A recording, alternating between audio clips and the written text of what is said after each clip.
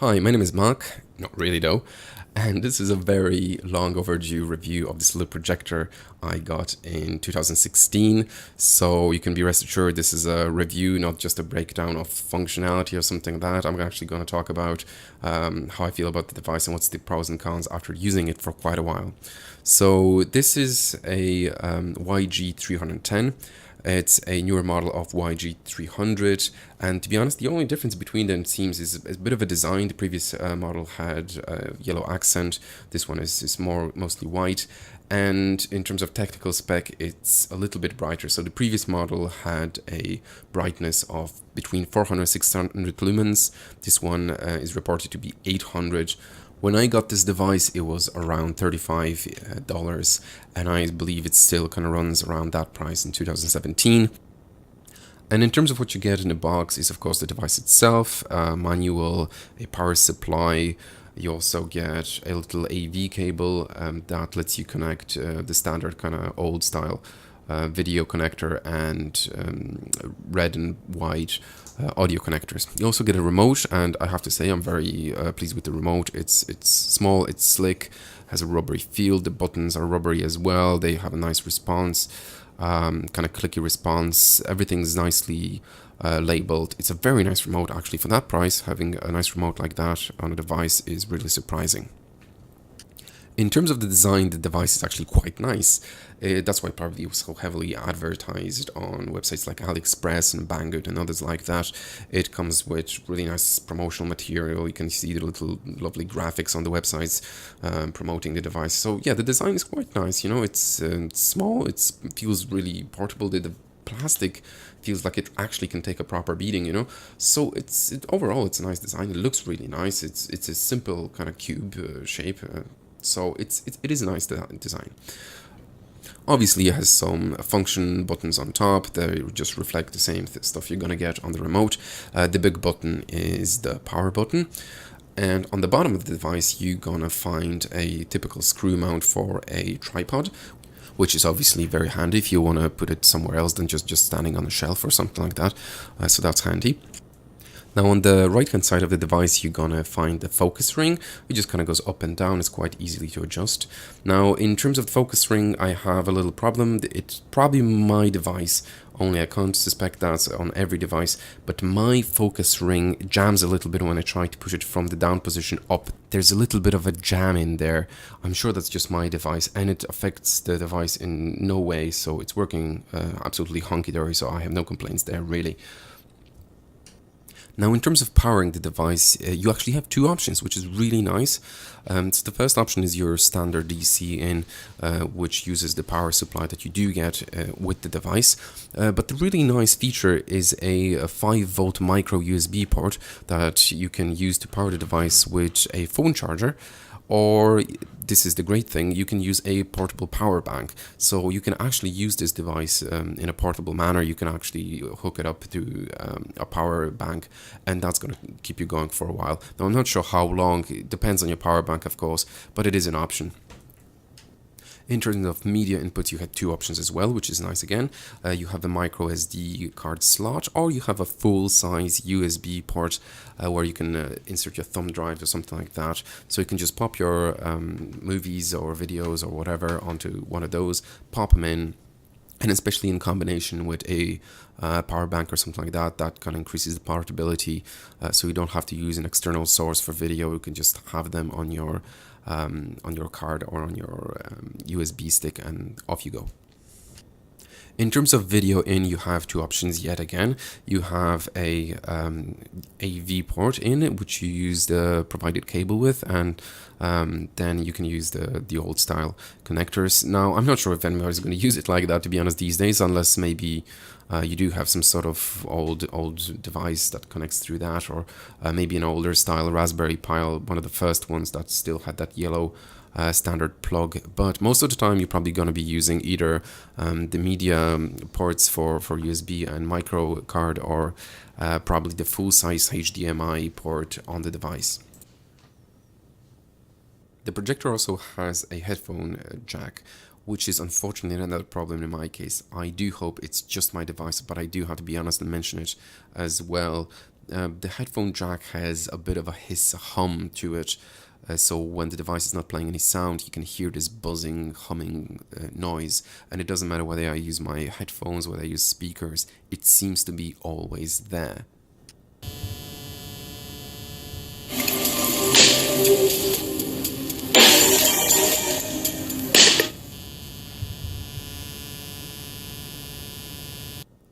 Unfortunately, another downside to this device is the resolution.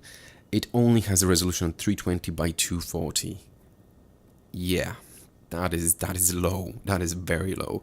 To be absolutely honest, I've seen projectors already back then within the same price range, or maybe a couple of quid more, that have higher resolution. Now they're not as small, they're not as slick, but they do have a high resolution. And this is probably not something you want to cheapen out on, unless you are going for the look and the portability. And maybe, it does feel quite rugged. So if you drop it, it'd probably be okay. So maybe if you're going for that kind of thing, fair enough. But in fairness, resolution kind of matters, especially if it's on such a low end. Now, let's talk projection. I took some measurements, and in fairness, with a device with a resolution that low, you probably want to use it slightly more close up. You don't want to overstretch that image. You can, but I think you shouldn't. So in terms of measurements, I'm going to give you centimeters and inches, depending on which ones you prefer. So at a distance where I've put the projector away from the wall at a distance of 115 centimeters, which is 45 inches roughly, I managed to get an image that was already starting to be sharp, at 70 centimeters wide and 28 inches wide. So that's a rough measurement, of course, inch here and there, up or down. Now in terms of height, it's going to be 50 centimeters and 20 inches. And in terms of measurement across, it's roughly 90 centimeters and 35 inches respectively. So that's the kind of size you're going to get on the smaller side of things, where things already are looking sharp. Anything closer will give you a blurry image now.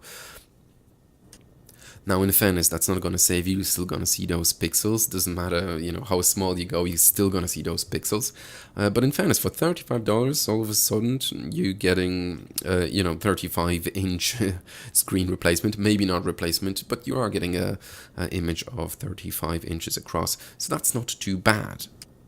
Now, on the large side of things, the largest I managed to get it, and mostly because of the size of my room, is at a distance of 2.5 meters, which is roughly 100 inches. I managed to get a image that is 163 centimeters wide, which is roughly 64 inches. That gave me 124 centimeters tall, which is roughly 49 inches. And across, it's a 200 centimeters or 2 meters, which gives you roughly 80 inches across. Now, that is large. 80 inches across is large.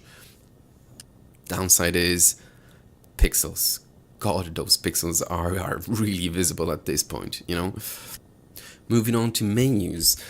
Notable, functions. I'm not going to go through all of them, but the menu is easy enough to navigate. And in terms of notable adjustments that you can do is ratio adjustments. You might need those. They are there. They have a couple of options, and they're absolutely enough. Of course, you have source selection to switch between the sources of your media.